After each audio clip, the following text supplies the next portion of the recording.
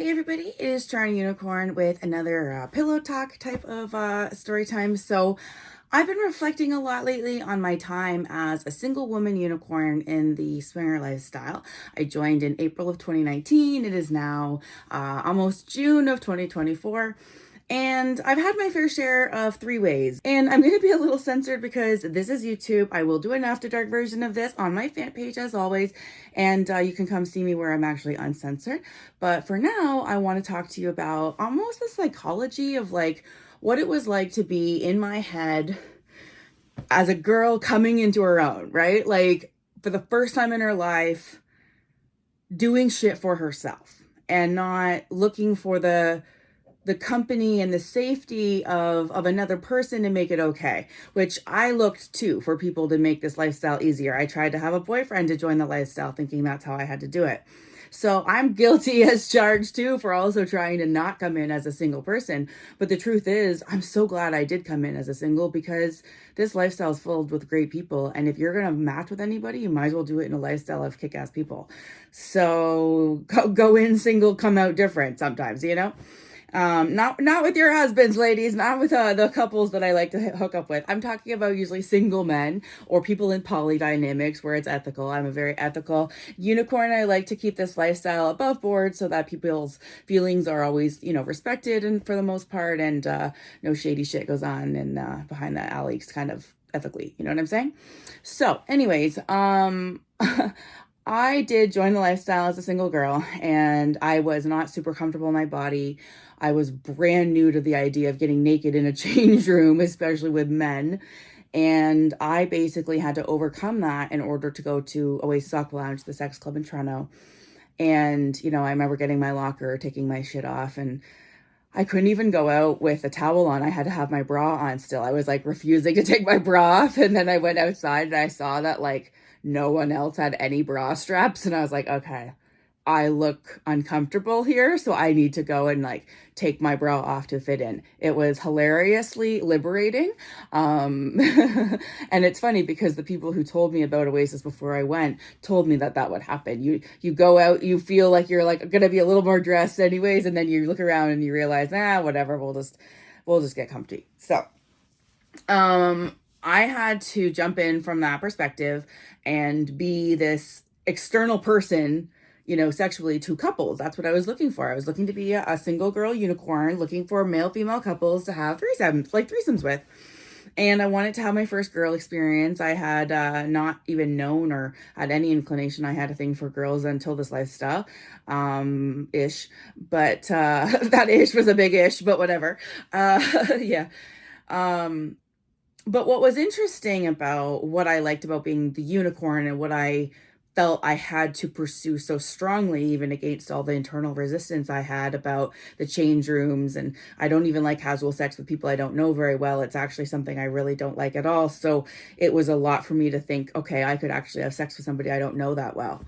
By the way, for the record, I have had casual sex. I have had sex with people I've met that night. Sometimes it's gone great, and sometimes it's gone disappointingly, and I feel kind of gross on the other side when that happens. So that's why I'm like, yeah, I'm just going to try and avoid that. I'm going to make sure I feel good on the other side of sex, not just on the first side before the sex happens. And that's my way of saying, comfy and safe in this lifestyle. So I do have experience with casual sex.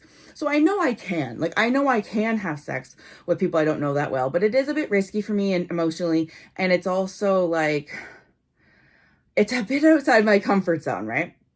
So I remember walking in there the first night, and you can catch these stories on my YouTube channel, right? Like I'll put a link in the description, but I talk about my first experiences back when it happened. So you can even see my innocent, naive face when I'm talking about the lifestyle back then before I even knew anything. Now, I've come so far that I'm circling back and starting at the beginning again with like, oh, maybe I'll look for couples again. That's kind of my jam right now, I think. So, yeah, it's a long story. It's a story in itself. So I remember when I would match with my first couple, and not just my first one, it's not even limited to my first experience, my second couple, my third couple. What I like in my head, what I like about being the unicorn is it's already a bit of a, let me explain this.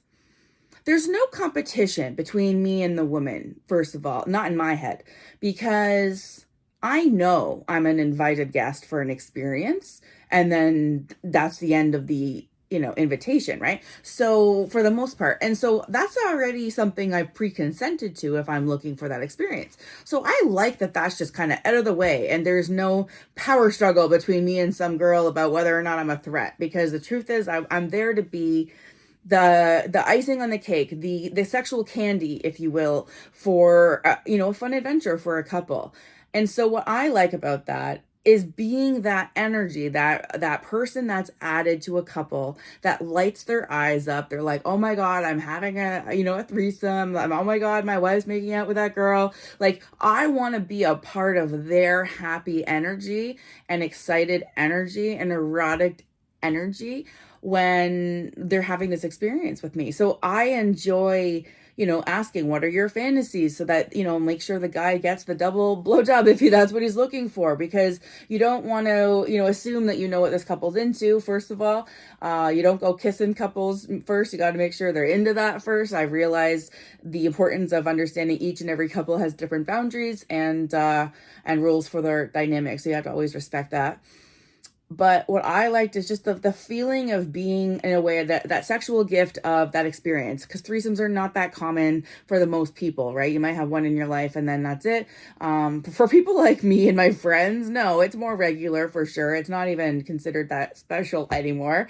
It's just, what did you have off the menu tonight, kind of thing, sexually.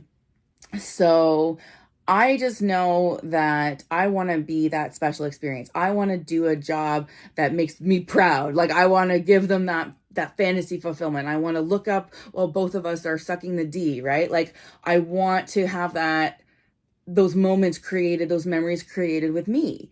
And that's what I get out of it. I enjoy reading and vibing off other people's energy, and knowing I'm helping them fulfill something that maybe they talk about in bed and now they're going to talk about it for the rest of their lives. So there's just something about it that I like. Now, I also like having three ways with experienced couples where there's not a lot of hoopla about it, because they're just more comfortable. It's more of just a friendly, we're all just doing this thing. It's not so mystical in a way, but there's also really good value in that too, because everyone needs friends with benefits here and there, right? If you're in this lifestyle. So why not have it as a couple? That would be like my preferred.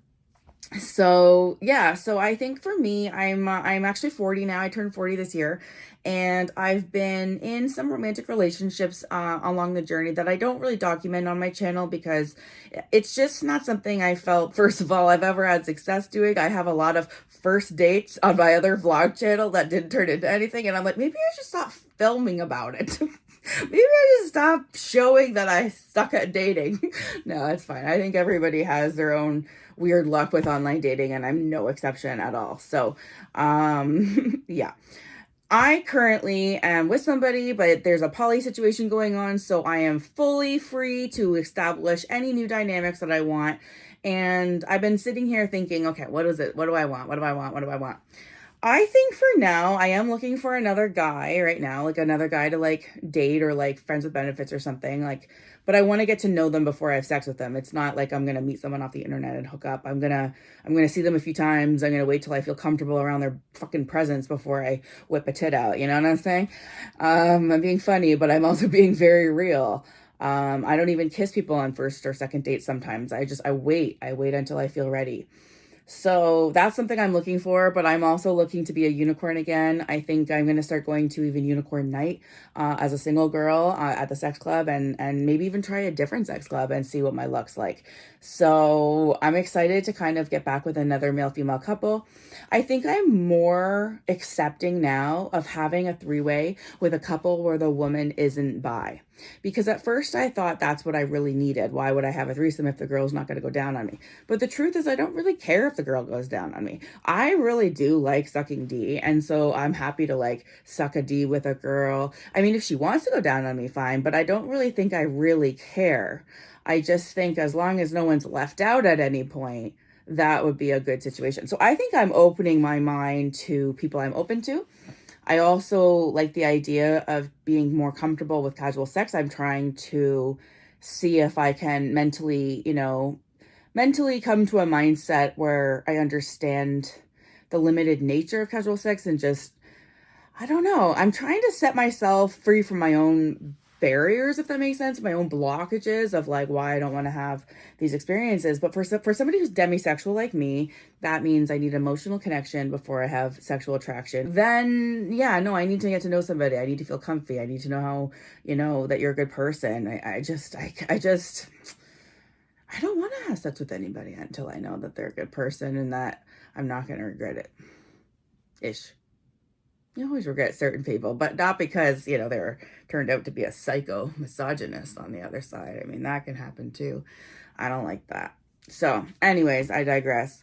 So I'm getting back into the unicorn thing because I want to feel special to people in sex.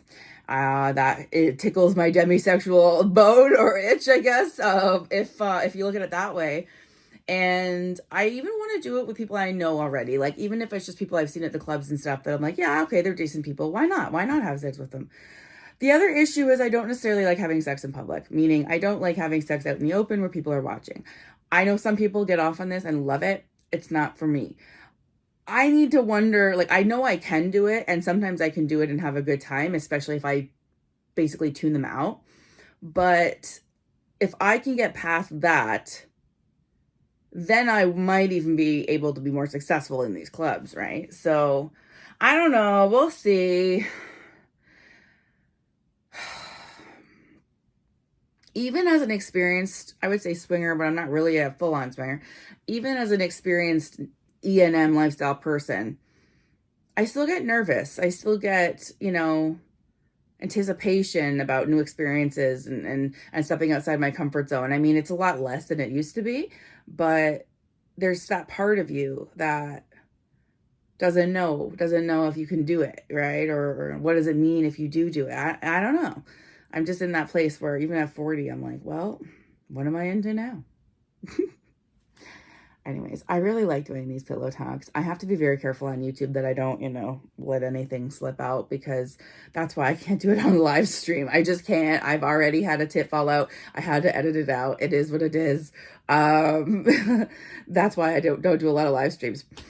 Having said that, though, I'm about to go to my fan page right now. I'm going to finish this conversation with a few more maybe naughty details, and you'll see a little bit more. So you can get the links on my website, torontounicorn.com.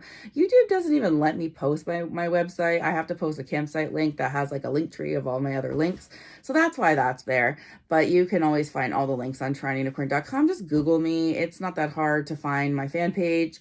And I like to spoil the feed every day with content, behind the scenes content, normal content, like, hey, I'm out shopping. This is what I look like that day. Here's what I had for a fancy dinner. Besides that, I have like modeling content, extra story times, lots of extra like after dark story times. And yeah, I like to put a lot of content up. So you should see it out, check it out. And yeah, until then, come to my fan page. You can click on your screen now to see a sampling of my other pillow talks I've done over the years.